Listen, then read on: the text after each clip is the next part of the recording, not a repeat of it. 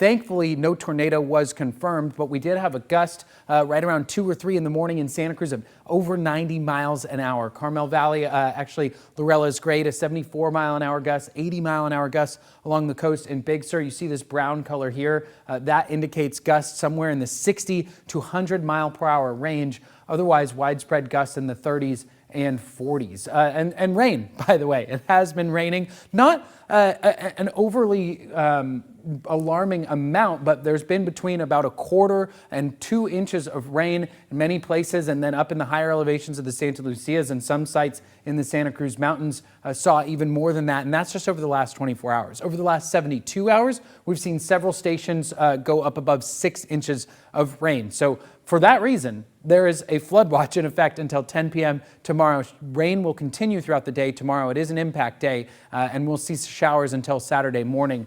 The chances for severe thunderstorms this evening are clearly upon us, as that thunderstorm warning has been issued and is in effect until 6:45 p.m. tonight. Lastly, needless to say, I think strong southerly winds are continuing tonight. So looking at the forecast here, this model still showing the strongest band of showers a couple of hours away, obviously not picking up on what's happening right now, but by 8:45 or so, that starts to hit Santa Cruz and the Santa Cruz Mountains. It's just off the coast of Monterey, and then it pushes through. We're looking at 9:30 now as you see this north-south oriented band of thunderstorms going to move through the Central Coast overnight tonight. By around 11 p.m. We will probably be seeing more issues pop up on the radar. Winds are strong overnight. By tomorrow morning, showers are a little bit less widespread and a little lighter, but the low pressure system is going to move over us right around 4 p.m. or a little later tomorrow afternoon, and showers and thunderstorms will continue before the wind switches to a more northerly direction. Here we're looking at the flood alerts. These green boxes here are flash flood warnings. So there's one of those north of Santa Cruz County. No flash flood warnings in our area here along the Central Coast, but a flood watch is in effect. We also have a high surf advisory. I highly advise that you don't get in the water right now, breaking waves up to 25 feet.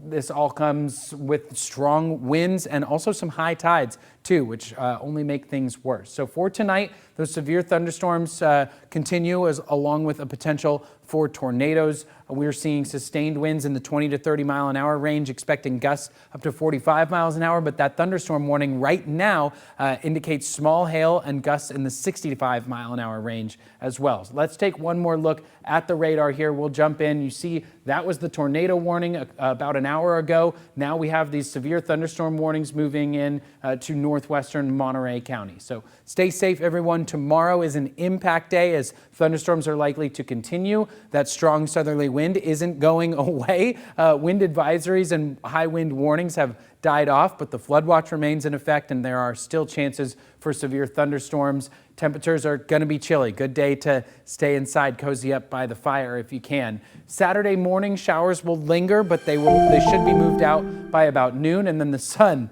finally going to come out for the late part of the weekend, Sunday into Monday and Tuesday, but then you start to worry about temperatures overnight and frost forming. Frost forms right around 36 degrees and below, so Salinas and Monterey in the upper 30s and low 40s should be free of frost, but there will be some very cold temperatures. The Santa Cruz Mountains and Santa Cruz with impact days tomorrow.